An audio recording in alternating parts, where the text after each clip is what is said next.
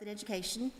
Anyone that has a question is welcome to ask their questions and have open discussion, but just know that when we begin to cast votes, it'll only be health and ed. Okay? All right. Our first order of business is to approve the minutes from our last meeting.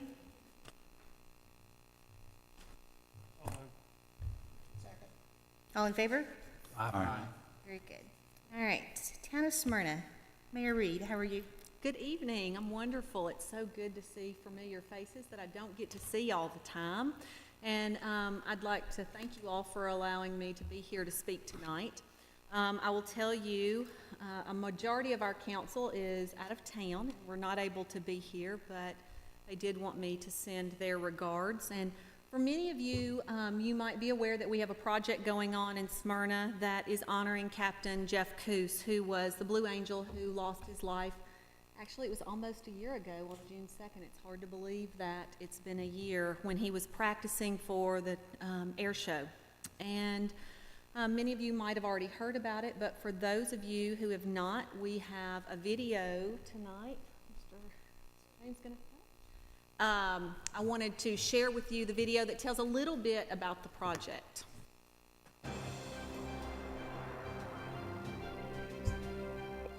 The U.S. Navy's Blue Angel flight demonstration team has taken Smyrna's eyes to the skies for years. Our ears gotta work out too.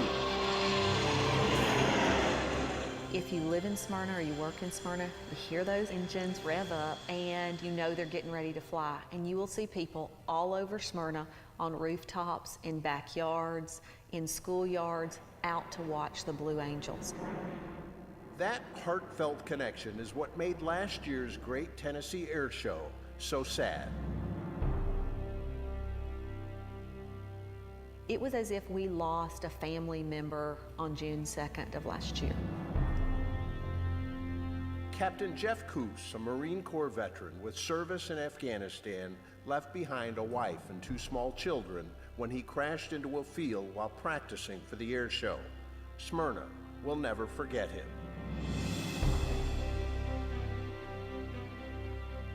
The one thing we started hearing was, what are we going to do? What are we going to do as a community to celebrate Jeff Coos's life? They wanted to see some type of memorial that they could physically go to. Now it's starting to happen. Jeff Coos's final flight plan is coming into place. The National Naval Aviation Museum is loaning the town of Smyrna a retired Blue Angel F-18 Hornet jet. It'll be placed at Lee Victory Park, lit up at night high above the ground, with Jeff's number 6 on the side. It celebrates honor, courage, commitment, and excellence. We want everybody to feel like this is their memorial. Jeff's wife, Christina, can't quite believe this is all happening. When told of the project, she said, "Jeff was my inspiration, and the outpouring of support from the people of Tennessee has been profoundly humbling. You have all wrapped our family in so much love. We are inspired and we are grateful. This memorial is a wonderful tribute to Jeff's life and distinguished service. I am hopeful it will inspire and encourage the children who see it to pursue their dreams as Jeff did." But right now, all it is a great idea. We need your help, whether it's $1 or whether it's $1 million. We want you to feel like this is your memorial along with Captain Jeff Coos. Mayor Reed believes this $1 million project should not be Smyrna's dream, but instead Smyrna's duty.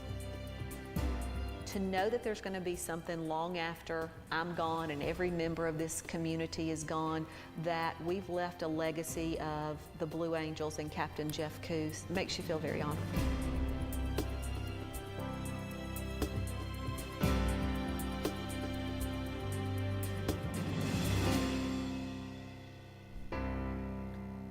So as you can see, this is a project that we are very proud of in the town of Smyrna. We've been working on this since right at about July. And to be honest with you, the committee started out thinking a little small. We had no idea how to get a Blue Angel plane. I will tell you that plane will be here Thursday. It is being shipped in on a truck, on a flatbed truck from Pensacola, Florida. It should be coming in late in the afternoon on Thursday. So we invite any of you that would like to come out to see the plane come in, to come to Smyrna and see it. But there's some things that go along with this project that were not in the video that I want to talk a little bit about. One of the things is the education piece. Kelly Goosetree, most of you all know Kelly, who's the principal at Brown's Chapel, is going to put a committee together. She's been on our committee since the beginning, since we started, and she's going to be doing units of study to go along with this memorial. So if Rhonda Allen teaches 3rd grade and Rhonda wants to bring her class to the memorial, a couple of weeks prior to, she can have access to units of study, no matter what grade she's teaching, that will correlate to the state standards. Those things we'll talk things about, like Captain Coos, Seward Air Force Base. So many people don't even realize we had an Air Force Base in Smyrna. We'd talk about things about the Navy, about the Marines, about the core values of these organizations: the honor, the courage, commitment, excellence. Some of those things that some of our children need a little more help with. And also STEM-related items. So there'll also be other items that teachers will be able to use to teach their students with prior to coming to the memorial. The one thing we want this memorial to be a living memorial. Long after all of us are gone, we still want people to learn about Jeff Coos, the Navy, the Marines, Seward Air Force Base, those things that are a tie for us. So we are coming tonight, hat in hand, and asking you as a commission if you would consider making a contribution of $100,000. I do have some packets to pass out, Kelly and Penny, if you would pass those out. It tells you a little bit about the project, and I am happy to answer any questions that you might have. Well, you mentioned its proximity to the Smyrna Outdoor Adventure Center, and Absolutely. those two curriculum pieces might Sure. work together.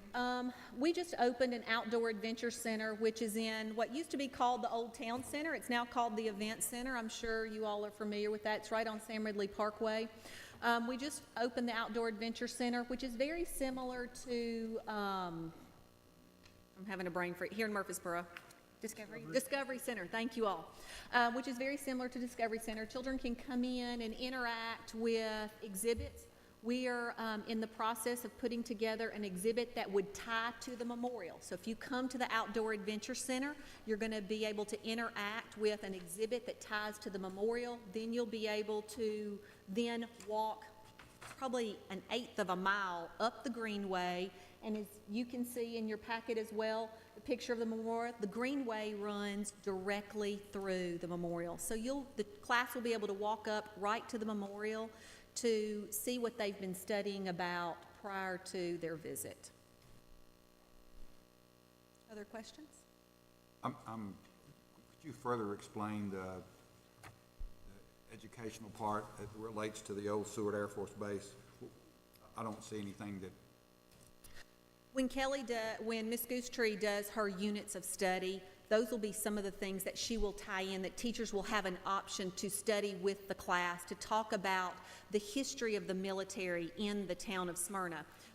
The way the Blue Angels came to be in Smyrna, there was, around the 70s, there was a gentleman who lived in Nashville who was a Blue Angel who crashed in California.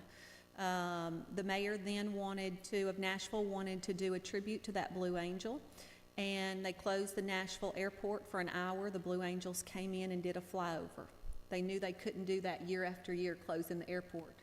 So they asked Smyrna if Smyrna would be the tie for the air show from then on. So the Blue Angels are what started initially the air show. So Seward Air Force Base, or the Air Force Base at that time, tied into that. So we want to tie in the history as well with the Air Force Base, because this project directly looks over the air base where it sits. No type of memorial plaque, anything that relates to the base? Not at this point, not saying that we can't do that. Probably if we're going to do something with the air base, that will be included in at the SOAC Memorial. Other questions? Thank thank you again for allowing me to be here. I appreciate it. I'm happy at any time to answer any questions that you have. You're more than welcome to email or call me. And we would just really appreciate your consideration in being a part of this memorial. Thank you.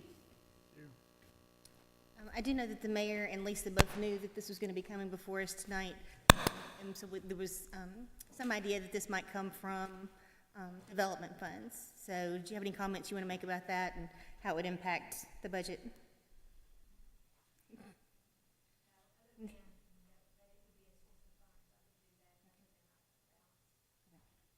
It wouldn't negatively impact the overall budget as we're going forward. It wouldn't influence a tax increase or anything like that. Any questions you have there? Budget, anybody else? Joe? Well, I would like to see, definitely would like to see something incorporated regarding more of the history of the air base, because I'm a little older than Mary Esther. I can remember going to Armed Forces Day at Seward Air Force Base in the 50s as a young kid, and I was a young kid then. And it was exciting. And this Friday up in Anchorage, Alaska, I'm going to be able to get together with what was then a young captain who kind of mentored me. He retired a full colonel, and we're going to get together and have dinner this Friday. So there's a lot of history. He went on to command several different bases and so on as an Air Force colonel, and so I think it's important that I hope everyone's listening. Yes, we want to honor Captain Cush, but also the military history and the military, because there's a lot of military history, starting off with the Army. It was an Army Air Corps base to start with, and then an Air Force base, and so I really would like to see more of that incorporated in the project. All right. In order for us to consider this in the budget, we would need it advanced to Budget Committee, which will meet tomorrow night to review the Health and Ed budget. So if anybody would like to make a motion, I'm happy to entertain it. Madam Chairman, I move to approve and forward to the Budget Committee with a positive recommendation. Second. Very good. All right. Since this does involve money, I want to do a roll call vote. Commissioner Cook? Yes. Commissioner Dodd? Yes. Commissioner Gurley? Yes. Commissioner Jordan? Yes. Commissioner Phillips? Aye. Commissioner Reed? Yes. Commissioner Allen? Yes. Very good. We'll hear it at budget tomorrow night. All right. We are not hearing from the other departments tonight.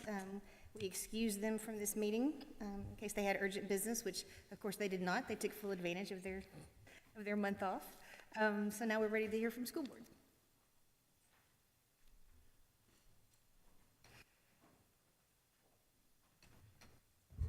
Thank you, Chairman Alley and Commissioners, for this opportunity.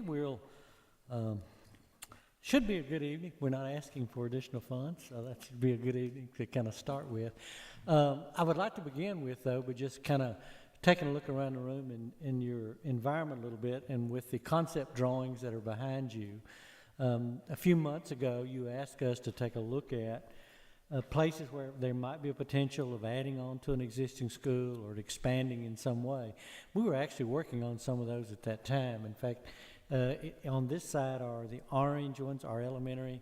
The blue ones that are on this side are middle schools, and the green ones, including Rockville High Schools, the ones on the right. So if you have an opportunity tonight, take a look at those. Our architect did some of the concept drawing for us, and we're still having to do some other analysis and that sort of thing. We are growing very quickly, and to say that, if you'll look very quickly at page 25, they're numbered. That's kind of in your packet. I'll kind of go through that. 25 is kind of the last one in that first group. Your agenda's on top, and at the end of it is number 25, the last one. Most of you have seen this report before. It's an enrollment by school for Rutherford County. This one, should be 25, the last page, I think. This packet. It is. This is for the 5th day of May, compared to the 5th day of May last year. So we're kind of looking at the end of the 8th month compared to the 8th month. And those of you that have seen this before, if you look at the by-school gains, the high school gains is at the bottom. We've grown a total of 1,276 on this date over the same day last year. 492 of those have been high school. 464 of those have been middle. Since there's only 3 grades in middle, that's actually your fastest growing right now. And 295 basically that are in the K through 5. At the far right, again, we are looking at the percentage growth or change, and anything that had at least a 4% or higher growth would have an arrow pointing to that particular one. There's some that are really catching our attention tonight, and some of the concept drawings are beginning to address that. Just quickly, Buchanan Elementary has seen an 8.4% growth this year. So that's significant to us, and so there are some concepts for that. Christiana Elementary, 7.6% growth. So we're seeing, which has really developed within the last 2 to 3 years, in the arc that kind of goes from Christiana on 231 all the way around to Buchanan, that whole area that's beginning to develop. So those 2 elementary schools are some of the ones that's going to be critical to us very quickly. Of course, again, Ms. Cook's familiar with Laverne, 5.8% at Laverne Middle. Siegel Middle School, 8.2%. That's still very high growth. And Stewart's Creek Elementary, again, 6.2%. But anyway, you'll have time to look at that and see your growth by school and some of the changes it might be. But 16 schools, you can kind of take the alternative schools out of that, and there will be 14 basic schools that have 4% or higher growth for this year. But that's just some background information for you. And as we look at the concept drawings and all, just one kind of statement I want to make in relation to that. As we look at these and we look at adding on, the one thing that we also have to keep our mind on, while sometimes it's a little cheaper to add on to a school initially, in several of these schools we're doing things like at David Ure, where we're adding now. We had turned a restroom into a room to teach. We turned a teacher work area into rooms to teach in. And you'll find that in many of these places where we've actually taken other spaces in the building and turned them into instructional areas. One of the issues you run into when you add to a building like that, you then, after you build this wing or what you're adding, you have to unpack those other areas. And so you do not necessarily gain a full classroom in numbers when you add on to the building. In some cases, we have to be able to look at Mr. Clardy and staff to see, are we better off to go out somewhere and build a school that may handle 800 or 1,000, or try to add 200 or so, and then time you unpack, you've got 125 or 150 spaces. So as we go down the road in the months to come, just kind of bear with us in that, because together we have to look at this and see what's the best, looking at long term, not just for the immediate, but maybe long term. The other thing, what we want to do tonight, if we could begin, will be some budget amendments to finish out the 2016-2017 school year. So Health and Ed, we need to present you, if we could, those budgets this evening. The first one, under number 1, which would be page 1 of the package, was the General Purpose School Fund 141, and this happens to be employee insurance. This amendment reallocates $391,015 in already budgeted employee insurance to the budget lines where it is needed based on our 2016-17 employees and the open re-enrollment. No new funds are being used. This amendment is under 1% of the total medical insurance in the 2016-17 general purpose budget.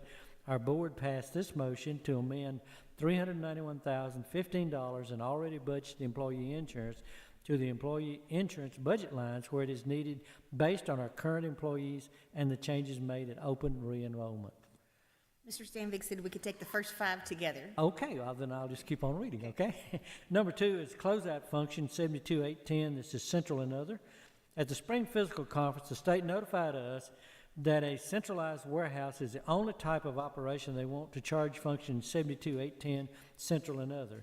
We presently have $893,714 in expenditures charged to this function and will no longer use this function. $415,352 in legal and communication and community relation expenditures are being moved to function 72-320. The director of schools, where they were actually in 2015-16 before the state told us to move it before. So, I mean, that's really what's happening here. $286,989 in school safety expenditures are being moved to plant operation, function 72-610, and $191,373 in telephone system expenditures are being moved to the new technology function 72-250. This amendment will line up with reporting for our 2016-17 expenditures with the 2017-18 budget. There's another, I might mention one other thing that's going on. Under the new Every Student Succeeds Act, ESSA is the short term that, Congress passed. It's replacing No Child Left Behind. One of the requirements for that is that they will have to do a per school cost, per student, per school. And Tennessee will be doing that. We happen to be a pilot school, so they're going to take our 16-17 monies and try to divide that up and come up with that, and it will be required of every school system in the state unless something changes next year. And I told the board last evening I have some real precautionary things that kind of scares me there, because if you happen to have a school that has a lot of English language learner students, or a high school that has a lot of career and technical education has a ratio of 1-20. Regular classrooms, math and English has a ratio of 1-30. So people are going to see numbers per student and may think, gosh, that's not fair, but you're going to have to look deeper. You're going to have to see, are there things at that school that are not represented necessarily everywhere else? But you'll be with us in this as we talk about it. But that's part of the thing with lining up the numbers so they can pull this information. Number 3 is substitute teachers. The substitute teacher amendment totals $385,800. It reallocates $353,700 in already budgeted substitute teacher funds to the substitute teacher line items, certified and or classified, where the subs are hitting. An additional $32,100 in substitute teacher pay is being covered by moving $27,509 in special ed teacher pay and related benefits. This increase is 1.1% of the already budgeted substitute teacher pay. Number 4 is certified staff.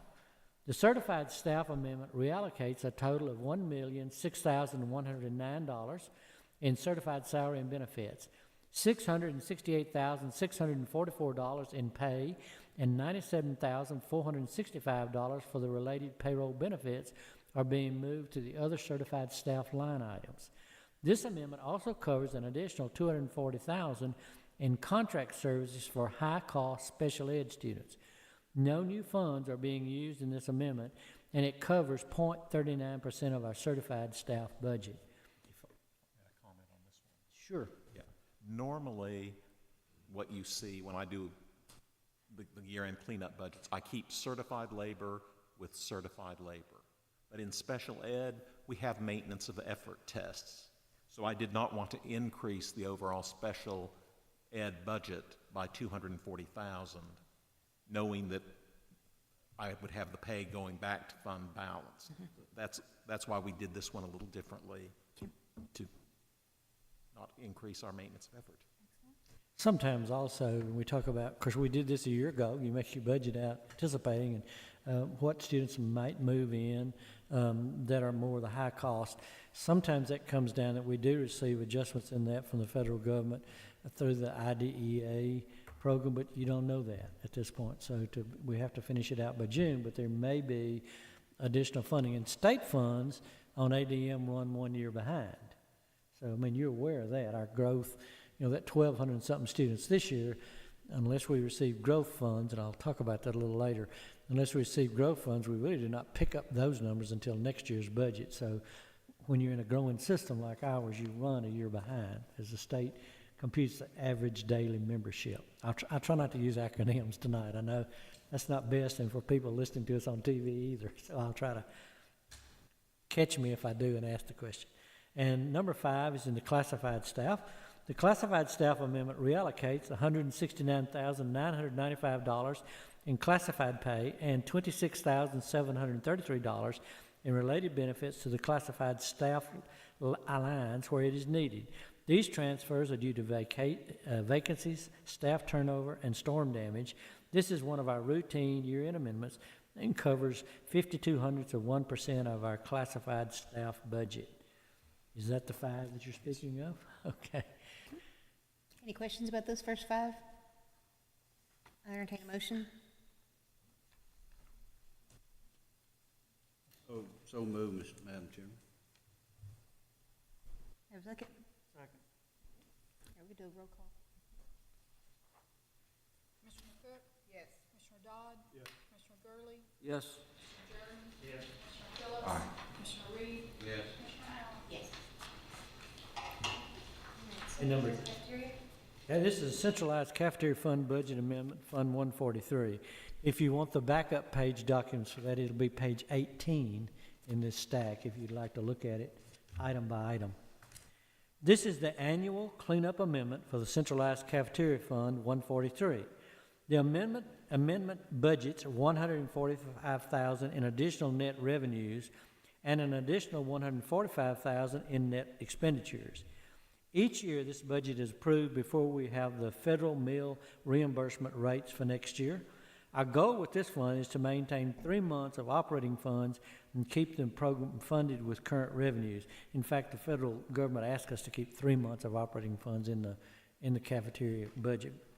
And our board did pass this motion to amend centralized cafeteria fund 143, increase of $145,000, offsetting increase of $145,000 in net expenditures.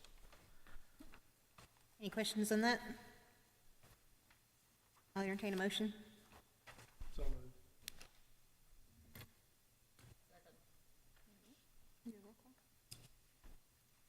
Commissioner Cook? Yes. Commissioner Dodd? Yes. Commissioner Gurley? Yes. Commissioner Jordan? Yes. Commissioner Phillips? Commissioner Reed? Yes. Commissioner Allen? Yes. Okay, number 3 is the capital project budget amendment, Fund 177. Of course, this is the one, Mr. Clardy, and you're familiar with the capital project. This, again, is the annual cleanup amendment for the capital project Fund 177. The amendment budgets $86,545 in additional net revenue, $4,545 in additional trustees commission, and increases the committed for capital projects account by $82,000. So again, the motion the board passed was to amend the Capital Project Fund 177, increase additional net revenues by $86,545, increase the trustees commission by $4,545, and to increase the committee for capital projects account by $82,000 as presented. All right, any questions? I'll entertain a motion.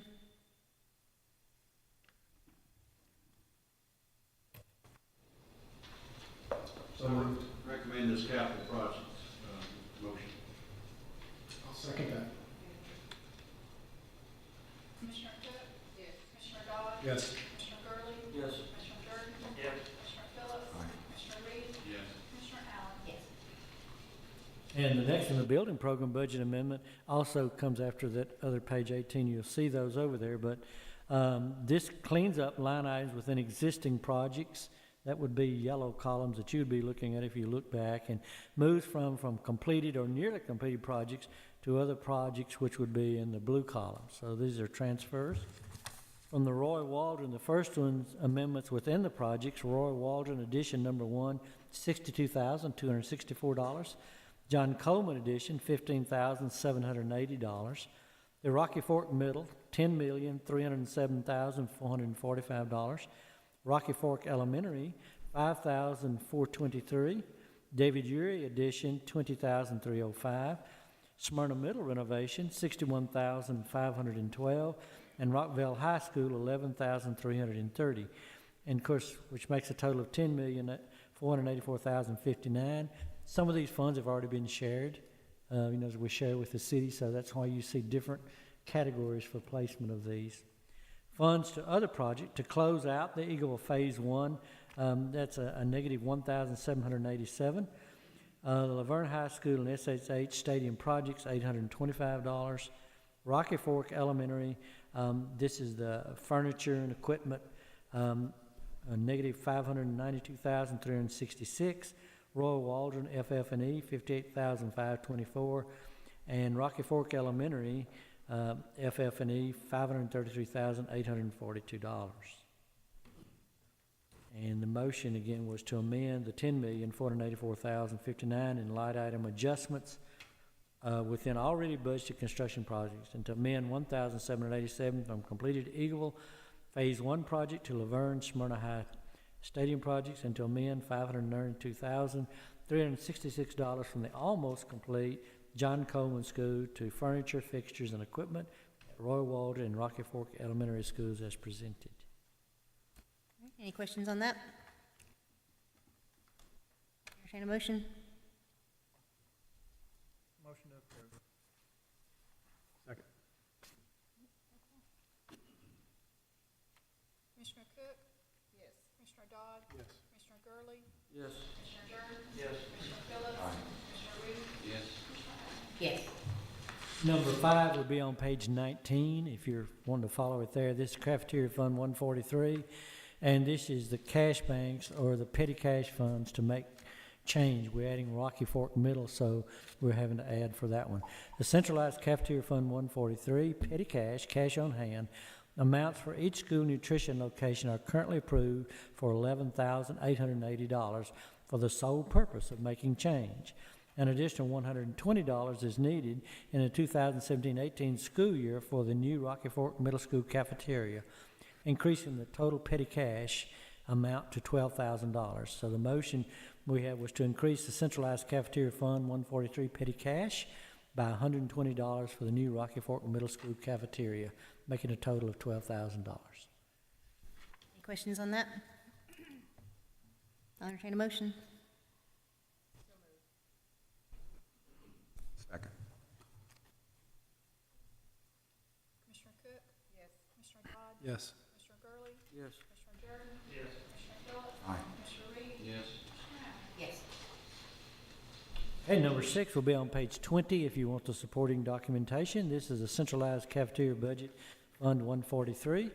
The cafeteria fund budget has $17,937,000 in estimated revenues and $18,914,554 in expenditures. $977,554 from their ending fund balance would be used to balance Fund 143. This is in line with our practice in this fund. We typically have an excess balance which must be used to support this program.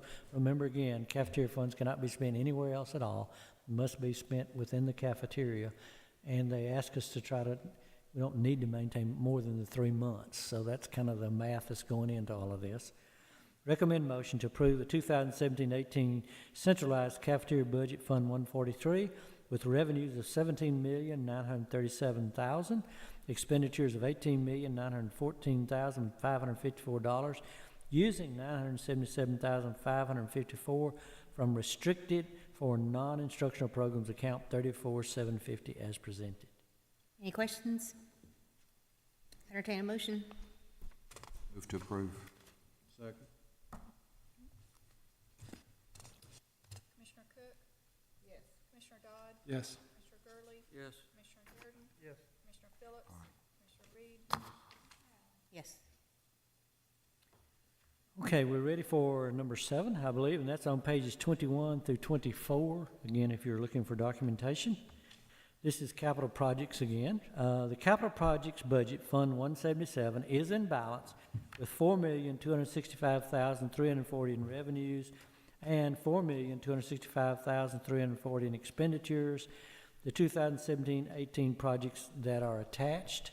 So to the motion we approved was to approve the 2017 capital projects budget Fund 177, which is in balance with $4,265,340 in revenues and $4,265,340 in expenditures as presented. This is your first look kind of at 17, 18 in most cases with some, well, I guess 6 and 7 both.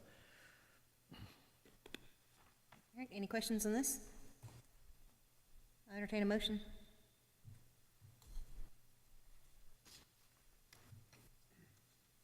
recommend the motion. Second? Commissioner Cook?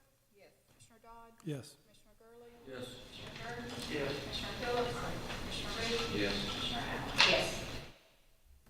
Now we're ready for the budget. Okay. As you can see, the line item budget, there is the summary pages, but the line item budget is 32 pages long. So what we have done, we've worked kind of with the board in doing this. There are some enhancements in it. They're mostly growth anticipation. But what we have done, you should have another copy of something that's one of 3 pages, pages 1, 2, 3.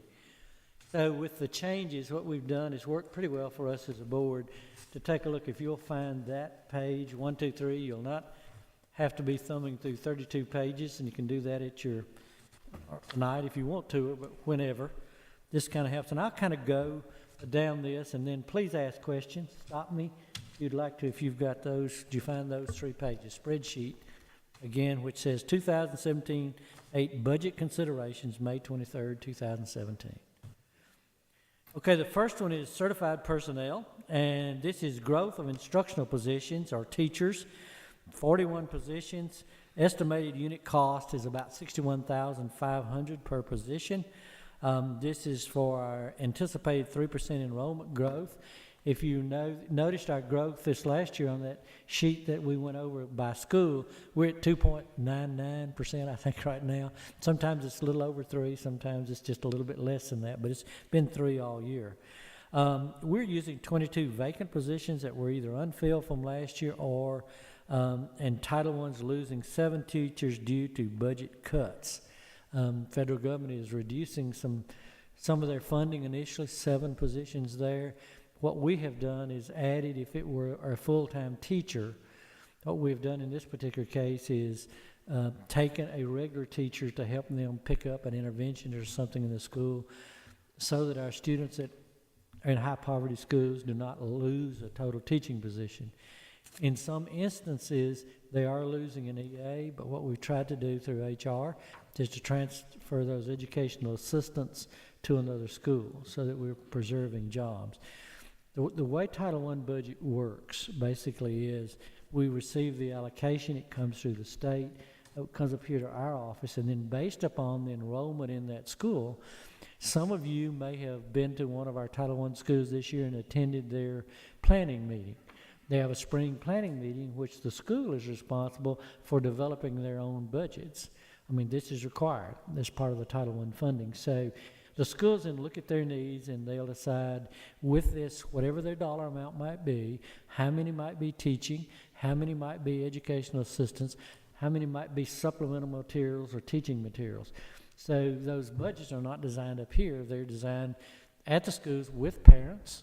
And very often, like I say, many of you may have been to or invited to one of those for that. So sometimes we come up with vacant positions also. As the year goes on, you may have somebody with a master's degree, and when you're in December, January, and you're replacing it, it might be a teacher with a bachelor's degree. Well, when you have 3,000 certified people in the district, and you go over a year of this, and you have some of those changes, then what Mr. Sandvig does, he does those on full-time equivalents. So any number of things like that lead to those positions. But what we're doing, rather than asking for monies for 41 total new positions, or in this case, or what we can do is then begin to use what it is, 41 new ones. It's actually 60-something total, so 63. So what we try to use is those vacant positions to make up the total amount we anticipate needing. So is that clear as mud?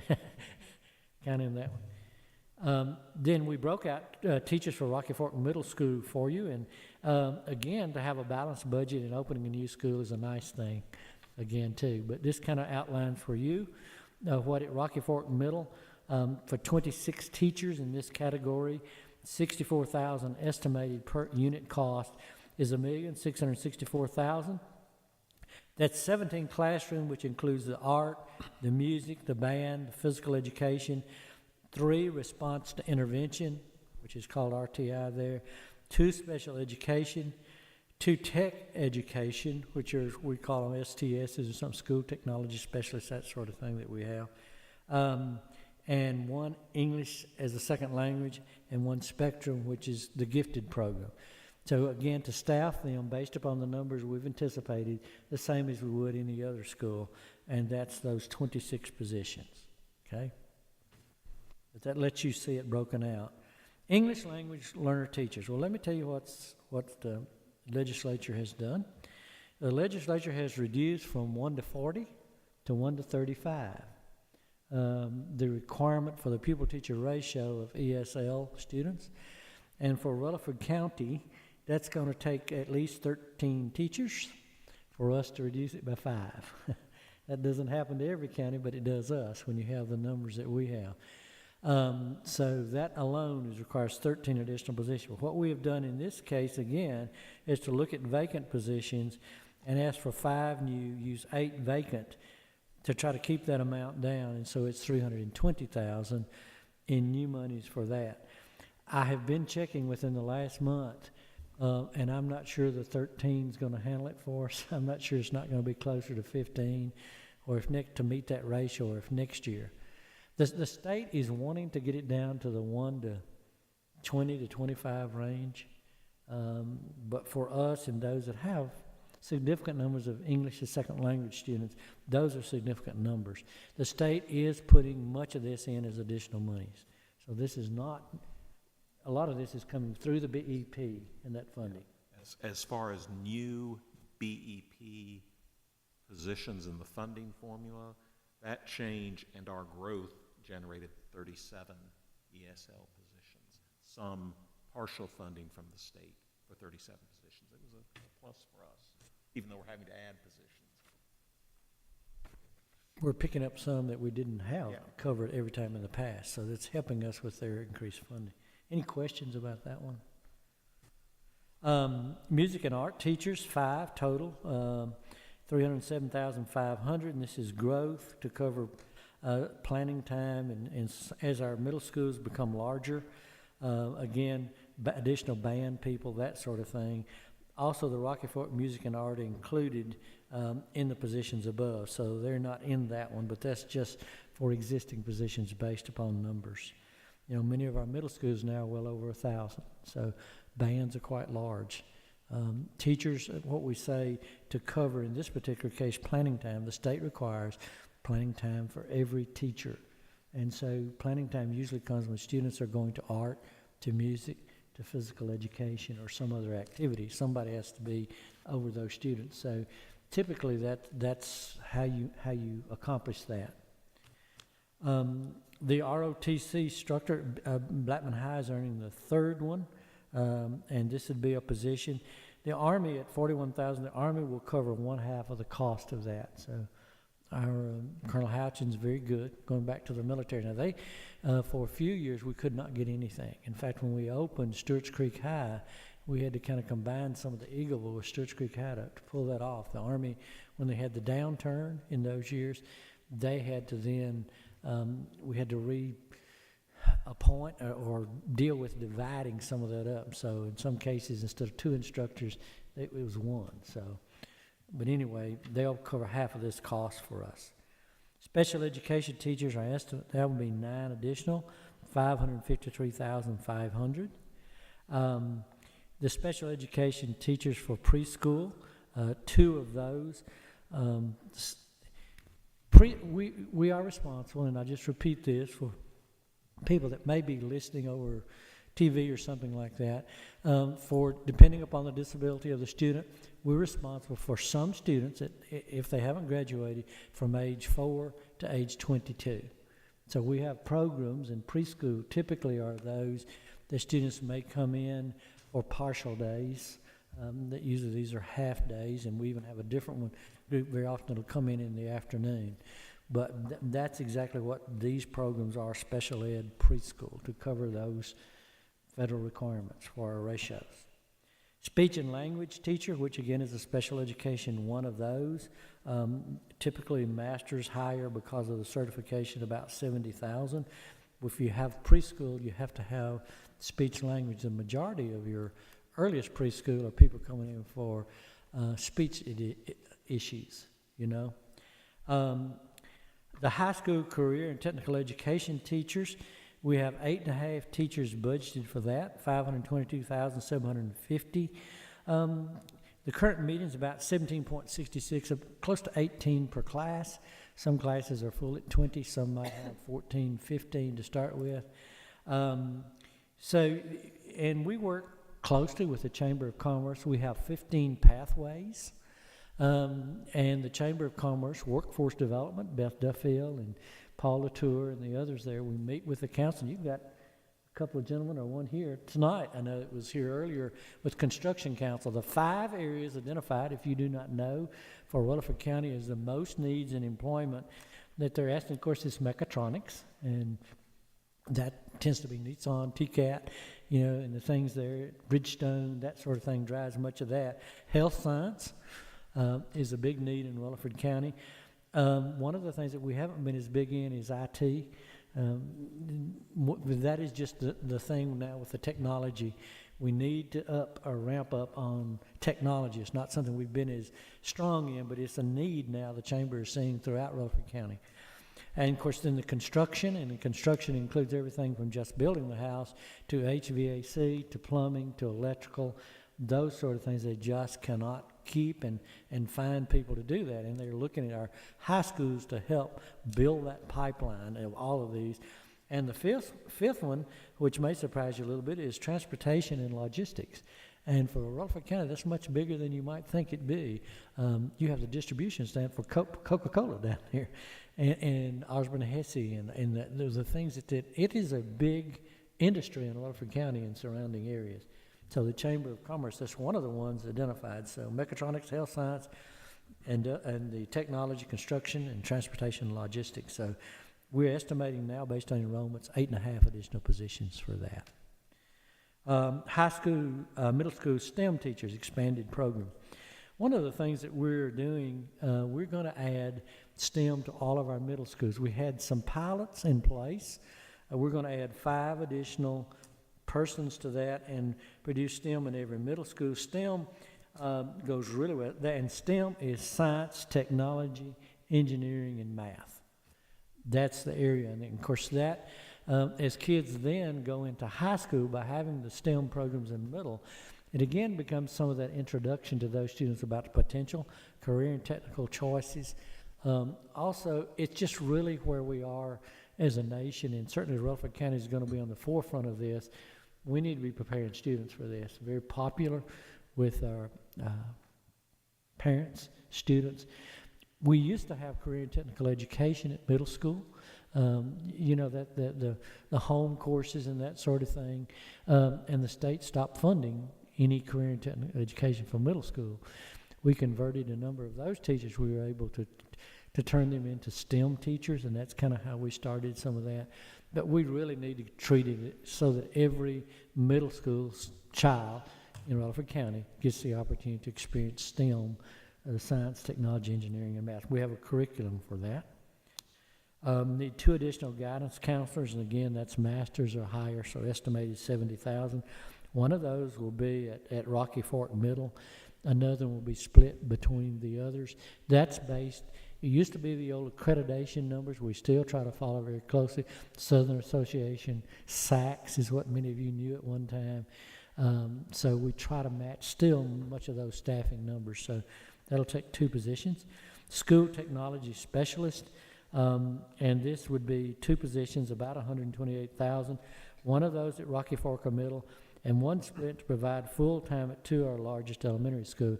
These are the people that are assigned to the school to go in and work with the schools. They teach some classes, they help teachers with technology presentations.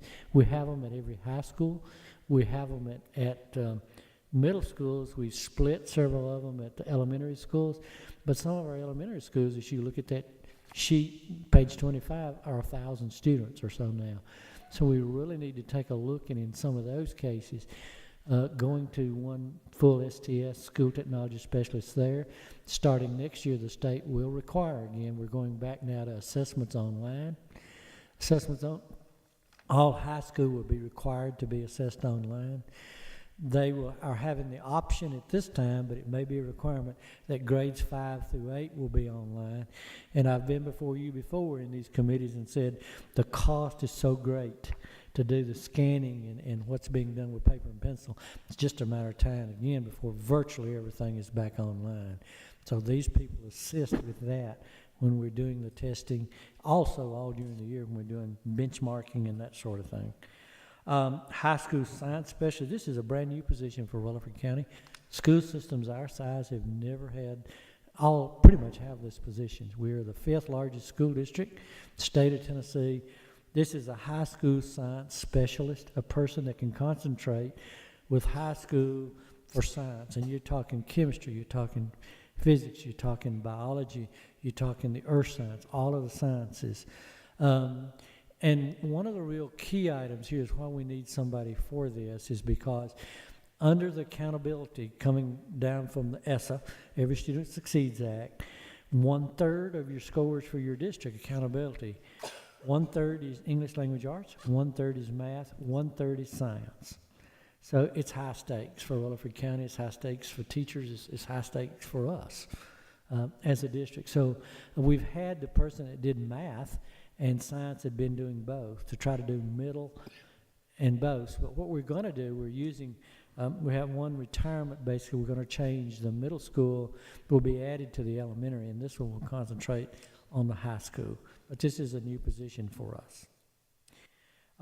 2 assistant principals, again, $166,000, one at Rocky Fork Middle.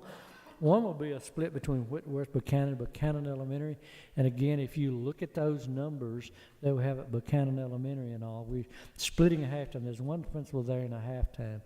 We need to get ahead of the curve here and make full-time, 2 full-time middle school at Whitworth, Buchanan Middle, and a principal and 1 assistant at Buchanan Elementary.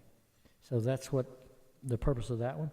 Substitute teacher pay, about $280,000 cost of a higher fill rate, 94% versus 88%.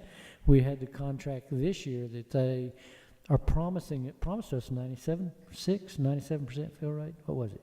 What was the problem? Mr. Young knows. He brought this up. What was it they promised us, the contractor? Was it 96 or 97? 96% fill rate. They've got it up to 94%. And that is if a teacher's out that you can fill, and they've advertised around town, you've seen that. But as we fill more positions, it does cost more because we do have to pay them, teachers, to come in and substitute. So much of that is tied to that. Coaching and athletic director supplements, committee of the board and people around, we had not adjusted these since the 1990s, and Mr. Jordan chaired that committee along with several others. We're recommending some changes to supplements for the Rocky Fork. You have Rocky Fork middle school coaches in there, which again is a hefty portion of that too.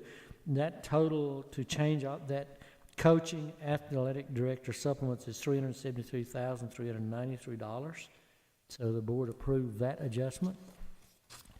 Page 2, again in certified pay increase, 3%, this is for all teachers. At the 3% is $6,154,250. So that's at 3%. The assistant principal index change, we made one there from the assistant principals from 1.11 to 1.13. That position, that's a count of it cost $122,468. It covers 79.5 people, 80 people into that. That's what you're talking about. The elementary principal index changed from 1.17 to 1.18. There are 23 principals there. The 23 principals, that change cost $20,114. So in your certified personnel subtotal, 110.5, the total cost under certified is $13,937,975. Commissioner Allen, do you want me to pause here and let them ask any questions about certified? Very good idea. I mean, that if they'd like to, we'll try to answer. Any questions from anybody, budget or health and ed? Surely I didn't do that good a job. I think it's just stickers. Okay. I just want to clear up on the coaches, that is simply, okay, it's clear, it's a supplement, it's not. It's a supplement. That's the coaching stipend. It's a supplement. You know, Rutherford County, bowling's been added, archery's been added. The number of sports in Rutherford County, rugby is out there, you know, along with all of the TSS and AA sports. Swimming is not even a TSS AA sport. But this county, the constituents of this county demands athletic, competitive teams. And I've seen some good things happen for this. Some of the kids that are now on bowling, some of the kids that are doing archery would never been on the basketball team or the baseball team or the football team, and they're blossoming under this. In fact, if you've been watching the paper, we have people, national rankings in elementary school in archery. That is probably one of the biggest growing sports around. And our constituents demanded of us, just to let you know, they want their children to participate. Commissioner Gurley? Yes, how much of the 3% is covered by the state and how much will be covered by the county? Something over 2%, probably less than 2.5% is covered by the state. Somewhere between 2 and 2.5 is covered by the state, so. Maybe say 2.25%. So the county contribution to that will be About less than 1%, 3/4%. yeah. Yes, sir. You know, what happens, and we're not unique in the state, when the state determines BEP earned positions, you know, they come out and they count and cluster 1-to-20 ratio, K through 3. They look at 4, 5, and 6, and they say 1-to-25. And then they say the 7 through 12, 1-to-30, with the exception of CTE, which is 1-to-20. They never come in nice little groupings. And you'll get, and the thing that I try to explain to people, we have to maintain the 1-to-20 ratio at one of our elementary schools. And we have 19.8 student average there. It's not when 20 more students come in. It may be when 3 more come in, depending upon the school and the situation. So when you're close to the max, it's not the pure 20 or a 25 more, or that sort of thing. So every school deals with what we just simply call positions above the state-funded positions. That's just the world we live in. Well, Mr. Odom, Commissioner Schaefer, one of his favorite points is the unfunded mandates we have come through this as the state adds math required classes, as they require an RTI program, as there's nothing in the BEP for preschool. These are additional positions we have to fund entirely from local funds. Our regular ed preschool, though, are basically state-funded because we started with that governor's preschool, so the number of those we have are basically covered close to 100% by the state, except for space and that sort of thing. Not true with special education, no. I was looking, got you the high school science specialist, and I guess if you looked at that figure right there. The difference in this one is because it's year-round, because the training that's done, there are brand-new science standards coming down the road. State boards approve them. They'll be phased into the testing, but it's a year-round position, and the training teachers, this summer teachers will be trained on the revised standards for English language arts, revised standards for math, and then science is beginning to be blended in also. So what kicks in there, if you happen to have somebody that's might have a doctorate, or you get and you start looking at 12-month position and you start looking at fringe benefits, our insurance costs and retirement, our share and all, then that's how you arrive at those figures. I'm really not saying something against that figure. I just want to understand it. Yeah. I just recently, I'm on the MTSU alumni board, and we just recently took a tour of the Weiser Patton new science building out there. It's been redone. And then we also have this new science facility we have out here, and the research that's going in there. The people in this county don't even realize what's happening out here on this university campus. But when I went through there and was seeing what just college students are doing within that building out there, I can understand what we've got to do here in high school. To have them ready. I mean, back in 1966, I was in that building as a freshman, and I remember it then taking lab down in that basement. I do too. I can still remember what it smelled like at that time, but now it doesn't. If anybody hasn't been out there to look at what's on that campus and see that, but now there are courses in there I can't pronounce. And there are things going on in there. I know some of you are saying that doesn't surprise you, but I'm just telling you, if we do not take these type of standards and increases, our students are going to have a hard time keeping up in what's going on. I know the mayor and myself were in Eagleville Friday night, and we were hearing what was being read about the honors those students are staying there, and Scholarships. and the numbers that was given of students and what they were doing on ACT test. I find it hard to go to school anymore at that time, but I can just see it, and that's why I was just, that figure doesn't surprise me at all. I think the science building at MTSU was the most expensive state building built, wasn't it? Or something like that at the The time. science building? The new one? It's Well, very actually, yes, that was a lot of money, but they're a whole lot like our individual sitting back there behind you right there. They had a lot of that money left, and what was left is what they did to remodel the Weiser Patton building. Okay. That's what it was used for, and they have completely redone that building right there and taken things with it. They got Megatronics in there and things of that type, so. I'd just like to say that I was in that basement in '66, and it's finally good to know who was causing the stink. It's total sidebar. The construction company that built that new science building and built St. Thomas Rutherford is talking about bidding on our Rockville High School. So we're attracting from lots of sources now. Question on the, you mentioned the coaches and athletic directors. Student council, yearbook, clubs, et cetera, those that sponsor them and take care of them, that all staying the same? If they're getting something, they still are. If they're not, they're still not. They typically do not. We base these athletic supplements on BS and 5. It's a different supplement than whereas typically a principal or something like that may be based on the degree and experience, but we rotate back to that BS and 5. But we do have some positions. Are you wanting to answer anything on some of that? Some of the other changes.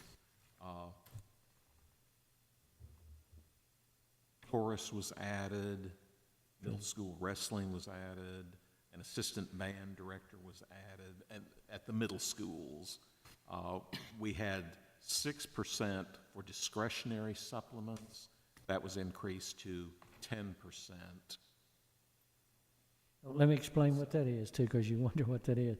What that is, you'll go to one school that has a very large number of students going out for football, and you go to another one, and the baseball or something may not be as large. So we try to give, it can't go to the head coach, but where they're doing assistants, coaches to help.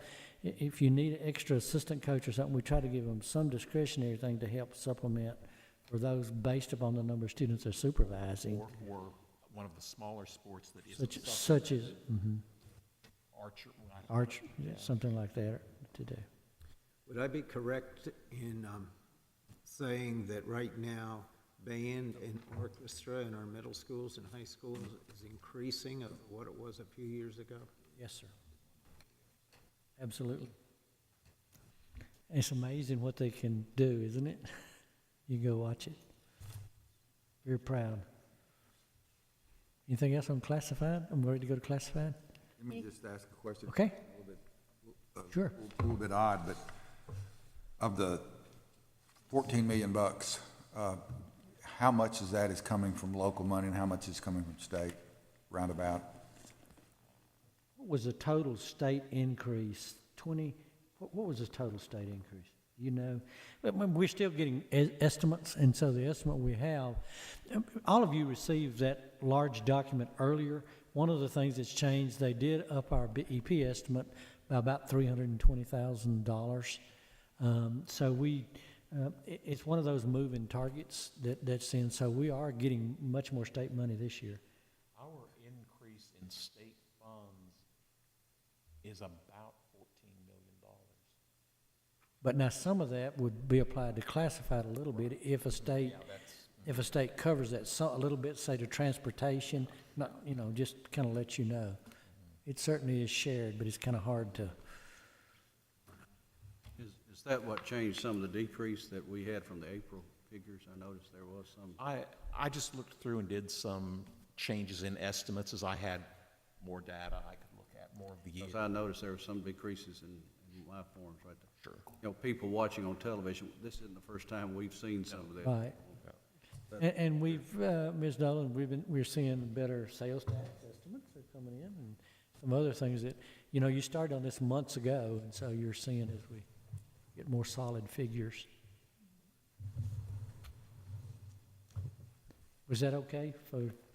Yeah, I was just, of the 14 million bucks, you're saying 14 million bucks is new money, so. But you got more than 14 million in this budget increase. That's what I'm asking. Yes, sir, yes. Dr. Odom. Absolutely. You're up to, what, about 23 or something like that. So what all spread together, you've got that difference in there.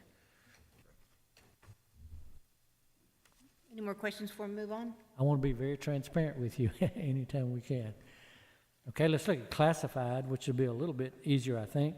Educational assistance, we're estimating an additional 24. Again, full-time equivalent, what we do, 30,000, about a piece, about 720,000. 15 full-time equivalent actual EA positions. 3 English language learner positions. 12 special education positions, EAs. 7 would be at Rocky Fork, and 2, you're required with the special education preschool, we are required to include an EA in those preschools. So those 2 would be the 2 new preschools being formed. Okay? Nurses, 2 nurses additional. We particularly basically have registered nurses, about 140,000. 1 assigned to Rocky Fork, and 1 is a one-on-one required. Let me kind of explain. The state will let you sometimes train a layperson in certain things. One of those is DISTAT, and that would happen to be a student who is having seizures. Even though state law allows it, you have 3 to 4 minutes to act and to perform that DISTAT procedure.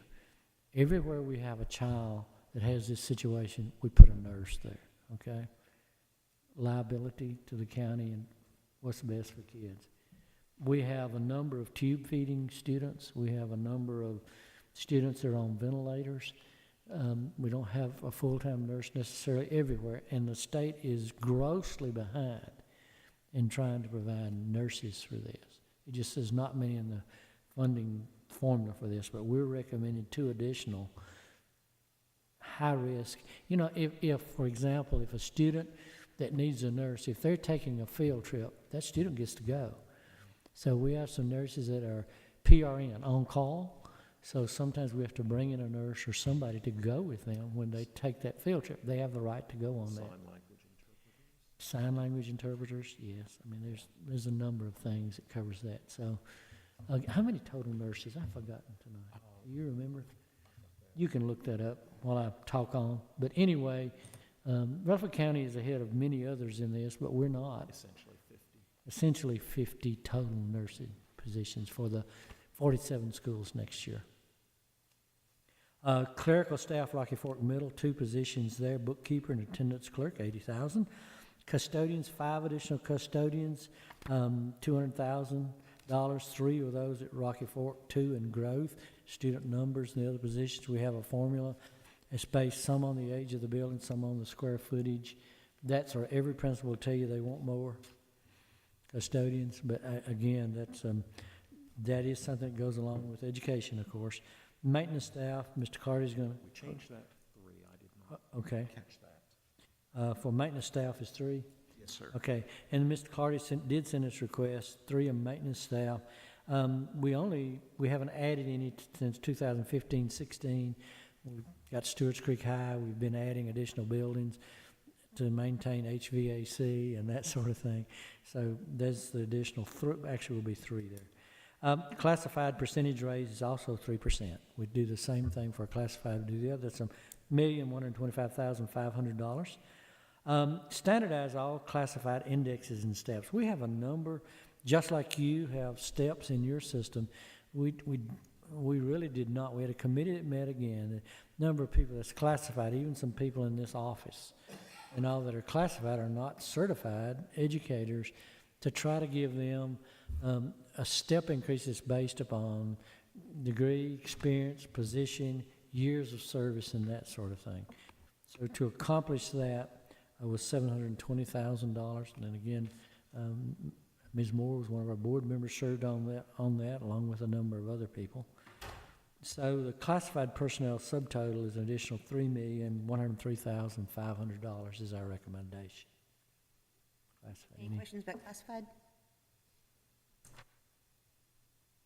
Good? The others will be a little bit more familiar, I think, and maybe we can take some of those together. The medical insurance increase for the existing staff, estimates that Mr. Sandvik's using now is 15%, $2,250,000. Same thing you're having to deal with everywhere else. Then some program improvements and requirements that we're doing. The textbooks of science adoption, $1,990,000 roughly. There's If I Had a Hammer program here. This is a new pilot program, and it's really for fractions and building for elementary students. Most of our cities putting it in every school. We're starting with possibly $50,000. This comes under the Chamber of Commerce, and some of you may have been involved in this. I don't know, I may have received an invitation. Hobgood is where they do their build, sometimes where they put together a house, a pre-assembled house, and students in elementary or middle are participating in that. But there's also hands-on to teach fractions, measurements, and that sort of thing. So most of your $50,000 goes to instructional equipment that's used year in, again and again and again once you buy it, that are used for that instructional program. And again, this is the workforce development is asking us to help with the construction council, part of that. SPED, contract service for high-cost students, we think we need to estimate another $100,000. Vocational instructional materials and supplies for the middle school STEM. For all of our middle schools, they did ask for some monies to try to help get it started, and for all of them together, about $50,000 to go with those additional, with the teachers and all in middle school. Technology E-rate connectivity due to lower discount rate. This is that little surcharge on your telephone bill that the federal government collects and sends less back to Rutherford County than they take typically. But that's that E-rate funding, you know what I'm talking about.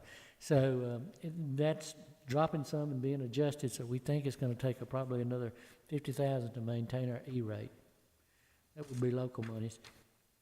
Legal fees, SPED cases, consultants and all, legal fees, maybe another $150,000. Page 3, the last page, the trustees commission goes up $575,000 based on these changes. Maintenance additional funds, we did add another $100,000 for maintenance because additional buildings. You know, the first year they're kind of under warranty, and most of the things that we do is covered. And when you get beyond that 1 year, it becomes our cost. So that constantly changes. This is a good one you'll like, $130,000. We spent some money last year, you approved it, for us to put GPS systems on buses that measures mileage, tells us where buses are, anywhere in the counties, kind of like trucks with that, tells us how fast the bus is traveling. So if a parent calls in, have I missed my bus? They can look on the screen and say, no, it's down the street, should be there in 2 minutes, or whatever. And we get a lot of those calls, the GPS. But in better tracking mileage, we've saved $130,000. Come up with more accurate bus total mileage. So that was a good move. It's going to pay for itself very quickly.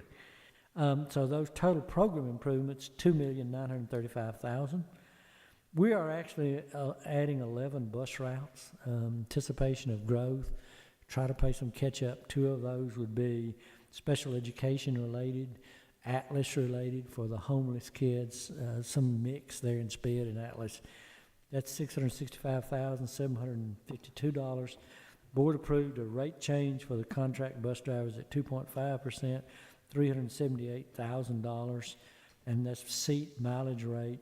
It's cost about $150,000 for every 1% increase, roughly, is your note there. So for those particular changes, $1,043,752.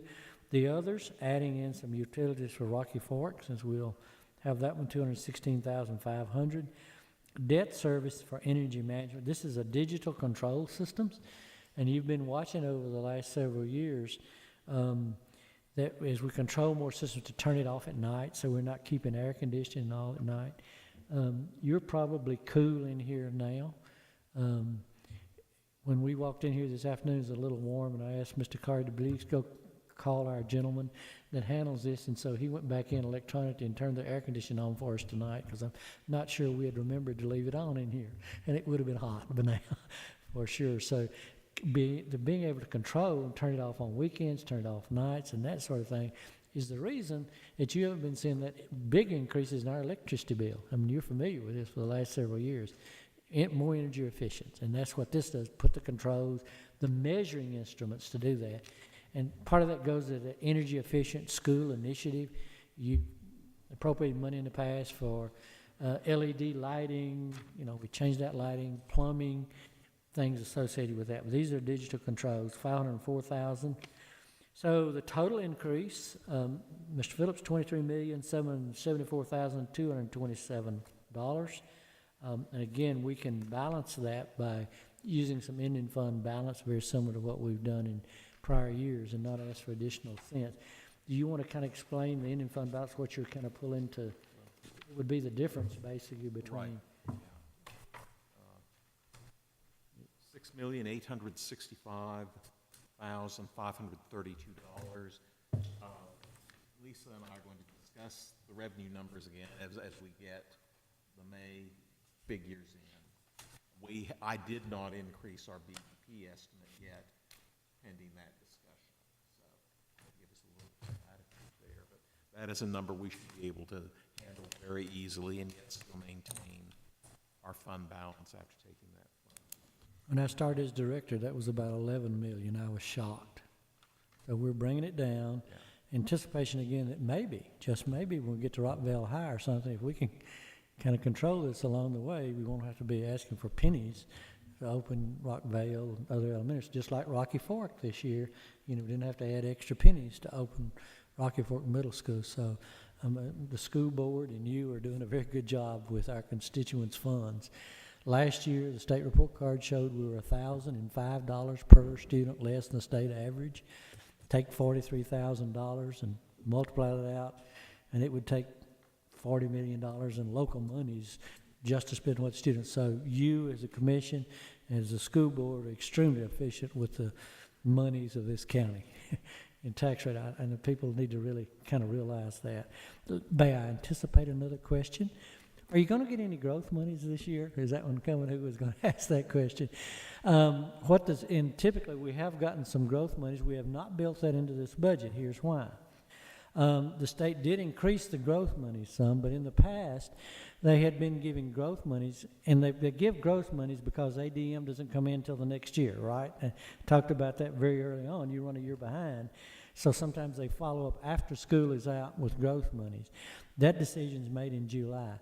The state increased the growth monies, but they are saying that they're going to pay any school system that has growth 0.1%, 0.2%. So today, we really do not know the slice, how big a slice of the pie that'll be. Will we get as much as last year, or will we get more than last year based on the numbers? When you don't know, you just can't build that into it. But if it does happen to come in July, that'll be good and will help again with that difference in the ending fund balance. But we don't know. You don't know anymore, do you? Or you haven't heard anything either, Ms. Nolan? We'll get the final number for 16-17 on June 30th after we've had the July. They've already have told us that. Okay. I have two questions.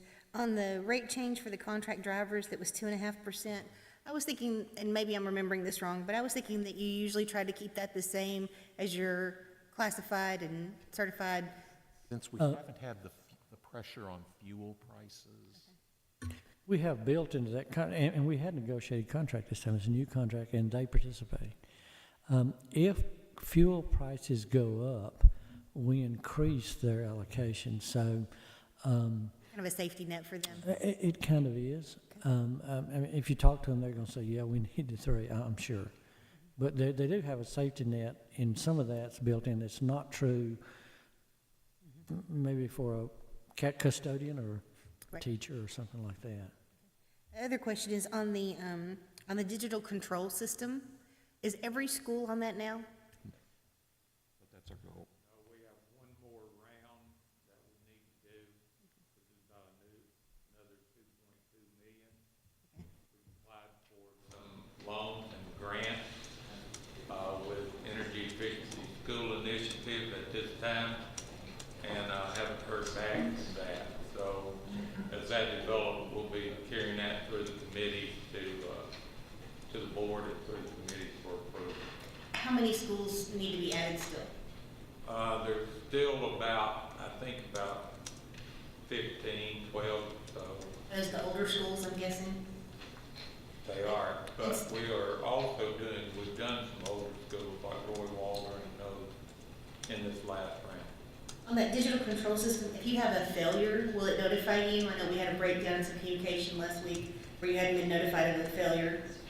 So It does that will. capture that? It will, on that particular school, some of the controls weren't implemented properly, so sometimes it takes a little bit of time to figure that out. So, but we've got it solved now. Any other questions for Mr. Odom, Sandy Party? I just want to have a question about the math. You said 23 million is the increase you've got on these first 4 pages. And I look back on, after the next 4 that's got your overview, and on page 4, it's showing from last year is 351 and this year's 360. If you look 4 lines up to total operating expenditures, Commissioner, Okay, that's 340? Okay. 340 is, I'm excluding the 11 million that we transferred. Okay. Yeah. Oh, yeah, I wish it was a $12 million increase and we were getting 14 million from the state. Yeah. Would've been- I tried, whenever we're able to do those transfers to the building program, it kind of distorts our number. So I tried to come up with a way on the first 4 sets, first 4 sheets, the first 4 sheets to make that a little more apparent. And here's a question I know the answer to, but I'll ask it anyhow. And this is, you were talking about growth, and everybody's going to get some growth this year, you say. Well, we give roughly 15% of what the county gives to the school board goes to the city of Murfreesboro. Is that not, that's pretty That close number to. is, what is that number? Do you remember the last one? There's no, Is it, I'm in the 15 point ballpark with something. that, that's what I'm saying. they add the total enrollment, both ADMs at both districts together, and then you take whatever percent of the total. Of the sales and the property tax and other local revenues. Yeah, so we give to them, but we don't get anything for their growth, do they? That all goes to them? All that goes to them, but they have their own totally separate BEP calculation. This probably, our proportion between state and local revenues funding this budget is probably pretty consistent in this budget with what it will wind up being for this current school year. In your opinion, would you say the state's percentage of funding versus the local funding is fair? It actually, when I go back and look, since I first, not when I first came here, but as the BEP was more fully funded, our proportion, we have slowly, we are tending to get a larger slightly larger proportion of state funding. So there are areas where I think the state could better fund the BEP, but they have made changes, the insurance change, adding the 11th and then the 12th month. How long did it take them to do that? A long time. But we have seen improvements. In looking at the early trends and the way the funding mechanism worked, I really had thought by now, as the TASER and Fox Index and some of the really involved stuff, ours have increased, which tends to decrease your state funding. I thought the ratios have held better for us than I had thought they might long term. I would not often speak for the mayor, but I know what he's thinking when that question was asked. Yes. They do pretty well with operating costs, but when you have capital costs, when you're growing like Rutherford County, the state is just not doing anything to But speak if you of capital. if you don't hit this teacher pupil ratio for that grade, they could, is it $75,000 a day? Oh, well, it depends upon the grade. If it starts out at about 45,000, goes up to $75,000 per class. Everybody meets pupil-teacher ratio. Cannot not do that.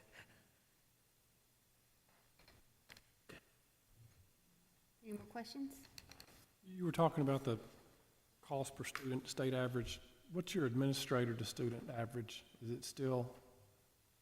A new report card will not come out until November. We did add a few, but we were the lowest in the area that we checked. I didn't bring that with me tonight. I can bring you that copy back. It was a good number, and I think that helps us make the decisions when that number's going to the classroom. It runs kind of 1 year behind. The way I do that and compare, because I don't know what's happening in other districts, I look at their state report card and I look at how many, because it gives the number of administrators, it gives the number of students, or it'll give the number of teachers. So we do it both ways. We'll do a division and see what's our ratio as far as administrators to teachers, administrators to students, and we were on the low end of all of it. You can't be $1,005 less than the state average unless you're doing some things to make that happen. Because we're not shorting instruction stuff and things that teaching kids and all. You wouldn't want us to do that, and we don't want to either. Well, the thing to point out is our cost per pupil is low, our test scores are high. Those other schools that are lower than us on cost per pupil, their test scores, unless there's an odd one out there I don't know of, are significantly less than ours. So we're doing more with less. We're not having a lower tier school system, or lower tier. We're getting economy costs for what my dad would call Cadillac education. Mr. Holliday?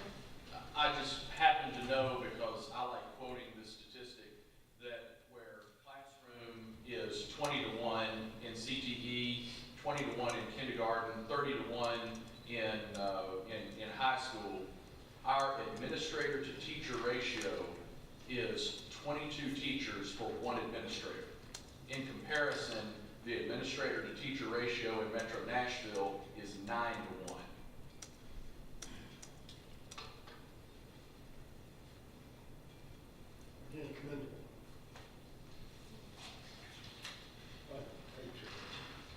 Any more questions? Thanks for that stat. Final call. I'll make a comment. Serving on this committee for several years, on the budget committee for even longer, I appreciate the transparency, how condensed this is, how straightforward it is, how you're talking about how you're finding vacant positions to fill like the language learner, teachers and different things I heard in there. We haven't always had that. There's been in times past, there was the trust, there is now. I'm not trying to bash previous administration, but I think we're a really good place I've seen in my tenure as commissioner, and I appreciate your efforts to bring us a concise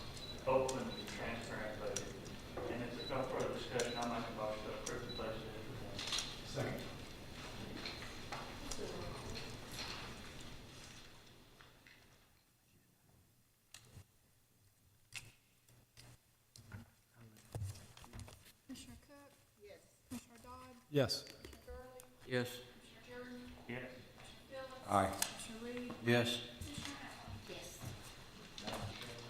Ms. Nolan brought to my head, I typed the wrong numbers into the cafeteria fund budget. I typed the current year budget in. Confession time.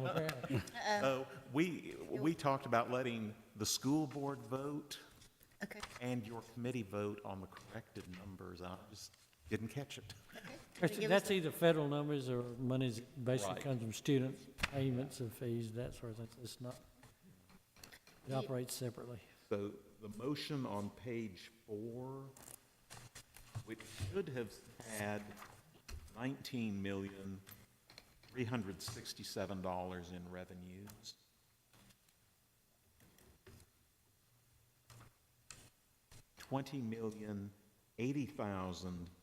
$20,080,425 in expenditures, and use $713,425 from ending fund balance. And my apologies for that. I'm glad Lisa caught that. This was number 6 on page 4. So Number 6 on page 4, yes, ma'am. how do you need to do that for your board? I mean, do you need to call a meeting, or how, I don't know how that works. Joyce? Mr. Chairman, I don't know how that works. I'm not sure. We put it on the agenda for the next time, or do we need to call a meeting right now? Well, I mean, this is a Was it valid announced? meeting for the Board of Ed. We don't have to we vote on this tomorrow night in budget. We can wait till our regular scheduled budget for this one piece of it. Okay. I mean, if that would help, we could delay this to go through a, The 17-18 budget. Yeah. Mayor?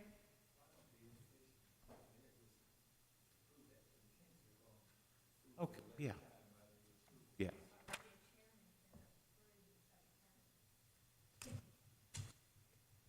Thank you, Ms. Nolan.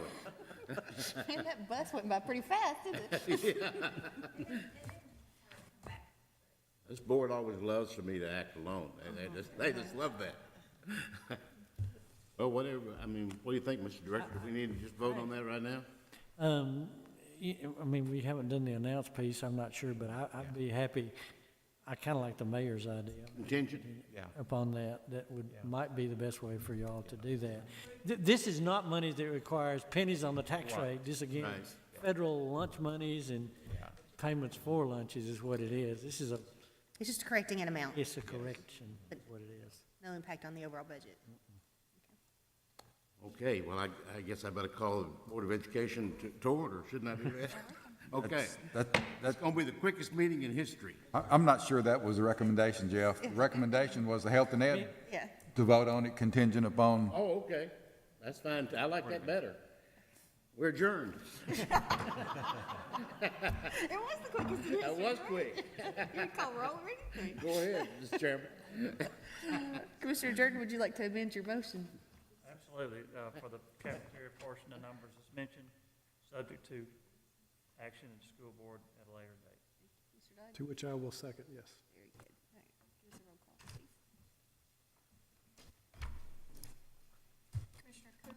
Yes. Commissioner Dodd? Yes. Commissioner Gurley? Yes. Commissioner Jordan? Yes. Commissioner Phillips? aye. Commissioner Reed? Yes. Commissioner Allen? Yes. Okay, this will be heard again and reviewed tomorrow night at budget. We won't go into the same level of detail, but there will be additional conversation about it at that point, so. If there's no more questions and no more business? Chairman, Yes? on our handout, Mm-hmm. it says a joint meeting of Rutherford County Health and Education Committee, Budget Committee, and Board of Education. Yes, ma'am.